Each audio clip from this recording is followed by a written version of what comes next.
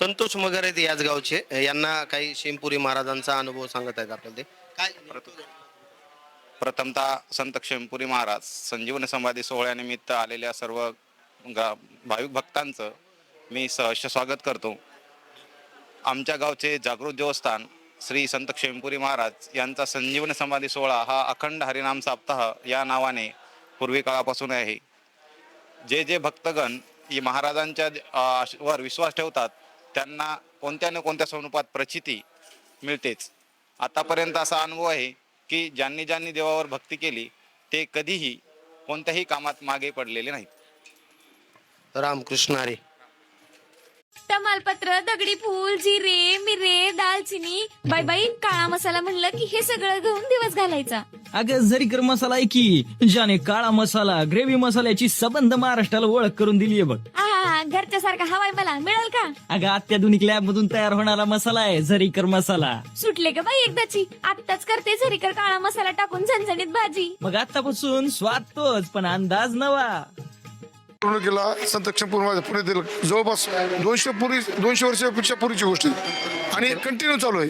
पहिलं आमच्या इथं कन्या करायची खायला, नंतर वरण भात करायचं, कढी भात करायचे, कढी भातून मग शिरा भात करायला, शिरा भातून आता आम्ही बदल काही कालांतरानुसार बदल करीत आलो. आज आम्ही वरण भात पोळी भाजी व्यवस्थित तुम्ही आजचं मेनू पाहिला त्याच्याप्रमाणे करतो. पालखी केव्हा निघते आणि पालखीतलं स्वरूप कसं असते, भजन वगैरे कसं? पालखी आता आम्हाला कळली या 10 वर्षामध्ये जरा थोडा बदल केला आहे. कारण पालखी निघण्याची वेळ आमची 8, 8:30, 9 वाजेपर्यंत, 10-11 वाजेपर्यंत पालखी वापस येते. पालखी वापस आल्याच्या नंतर इथं मोडेकर महाराजाचं कीर्तन होते.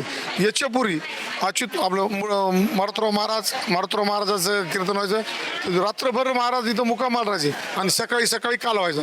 हे आमचे जरा उलटी परिस्थिती आहे. कारण दुसऱ्या दिवशी एकादशी येत असल्यामुळं आमची म्हणजे हे काला जो असतो त्या संध्याकाळीच असतो आणि सकाळी आम्ही उद्या एकादशीमुळे काला जमत नाही म्हणून संध्याकाळी काला आणि काल्याचे कीर्तन दुपारी आता संध्याकाळी 12 वाजता. म्हणजे ही जे भजनाची परंपरा आहे मारुतराव महाराजांपासून मारुतराव महाराजाच्या पूर्वीपासून आहे. मारुतराव महाराजाच्या पूर्वीपासून आहे.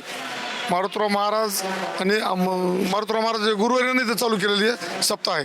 आणि सप्ताह कोणाला सांगता येणार नाही. 200 पूर्वीचा इतिहास आहे. कारण आमचे आजोबा वडील आता आम्ही आमच्या मुलाला सांगतो बाबा हे सप्ताह अखंड नारायण सप्ताह आहे. आणि हे जे समाधी हे काम 2002ला झालेलं आहे.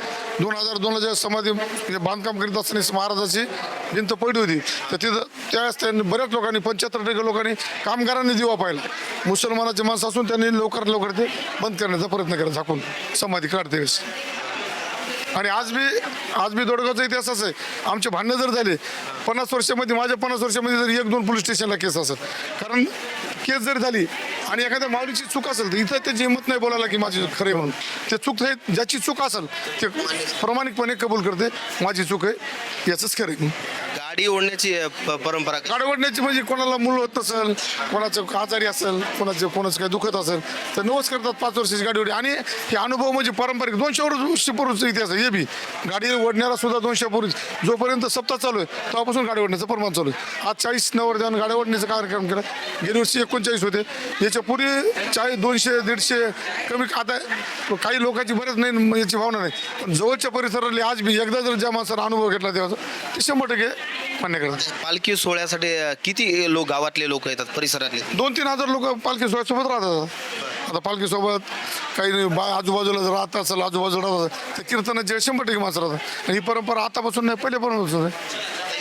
परंपरा तुम्ही चालू ठेवणार जोपर्यंत. आता आम्ही आमच्या मुलाला सांगणार, आमच्या मुलं थेला सांगणार. हे पारंपरिक आहे, हे बंद पडणार नाही. कोरोनाच्या काळामध्ये सुद्धा आमचा सप्ताह बाहेर बंद होता पण इथं खिचडी कर, भजे कर, भाजी पोळीच कर. पण गावातले जेवढे भजने आहेत त्यांनी कार्यक्रम पार पाडला चालू ठेवला. रामकृष्ण हरी. संत क्षेमपुरी महाराजांची समाधी आहे आणि आज पालखी सोहळा आहे. ताईंना काय अनुभव इथं आला होता आपण त्यांच्याकडून कशी अनुभूती आहे? आता बऱ्याचदा म्हणजे आमचे सासरे सांगतात की अनुभव आहे कारण की गाडी ओढणे आणि बाया दंडवत घेतात आणि मग आता ही परंपरा पूर्वीपासूनच चालू आहे ना. ते आम्हाला पण काही गोष्टीचे अनुभव आलेले आहेत. आता सकाळी म्हणजे आता जर काही समजा आपण जर नवस बोलला तर आपल्याला ते साक्षात म्हणजे जे आपण बोललो का ते आपल्याला समजा का तुम्ही बोलला काय म्हणजे अनुभव म्हणजे आता आहे ना बरेच अनुभव आहेत असे. तुम्ही इथं मला सकाळ पाहतो मी 2 तासापासून तुम्ही रांगोळी वगैरे करता. हो, मग आता ही एक समजा आपली परंपरा आहे म्हणून आपली देवाची काहीतरी एवढी सेवा आहे. सगळ्या माता भगिनी मुली आहेत करू लागायला. परत आता उद्या एकादशी आहे तर मग गावानं पूर्ण पालखी निघते, मिरवणूक निघते. आता रात्री 1 वाजेपर्यंत 1च्या नंतर कीर्तन होते काल्याचं. रामकृष्ण हरी. या ताई. या मॅडम. तमालपत्र, दगडी फूल, जिरे, मिरे, दालचिनी, बाई बाई काळा मसाला म्हणलं की हे सगळं घेऊन दिवस घालायचा. अगं झरीकर मसाला आहे की ज्याने काळा मसाला ग्रेव्ही मसाल्याची सबंध महाराष्ट्राला ओळख करून दिलीये बघ. आहा, घरच्या सारखा हवाय मला मिळेल का? अगं अत्याधुनिक लॅब मधून तयार होणारा मसाला आहे झरीकर मसाला. सुटले का बाई एकदाची? आत्ताच करते झरीकर काळा मसाला टाकून झणझणीत भाजी. मग आतापासून स्वाद तोच पण अंदाज नवा. शिंपुरी महाराजांच्या इथं गाडी ओढण्याची जी पद्धत प्रथा आहे ही कशामुळे तुम्ही कसा नवस बोलला होता, तुमचा नवस कधी? म्हणजे आमच्या इथं म्हणजे असे आहे की आमची पूर्वीची प्रथा आहे आमच्या शाळेत, आमच्या गावातली. तर आमचे वडील हे पूर्वज सांगतात की जे काही आपण बोललो नवशिताला ते सत्यच होत आहे. आणि ते तुम्ही काय बोललो? आम्ही म्हणजे आमच्या भावाला जे हे होतं नोकरी लागण्यासाठी त्यासाठी आम्ही बोललो होतो. तर आमच्या वडिलांना पूर्वीचा जे नवस केला होता ते महाराजाच्या याच्यावर पणा आहे तो आमच्या वडिलांना ते अर्पण केलं आहे. हो हो नागपडी हो पूर्वीचे म्हणजे त्याला आता कमीत कमी 30 वर्ष होत असतील. गाडीमध्ये किती लोक असतात? तुम्ही गाडी ओढता? गाड्या म्हणजे आमच्या गावातल्या गाड्या म्हणजे कमीत कमी 7 किंवा 5 असतात.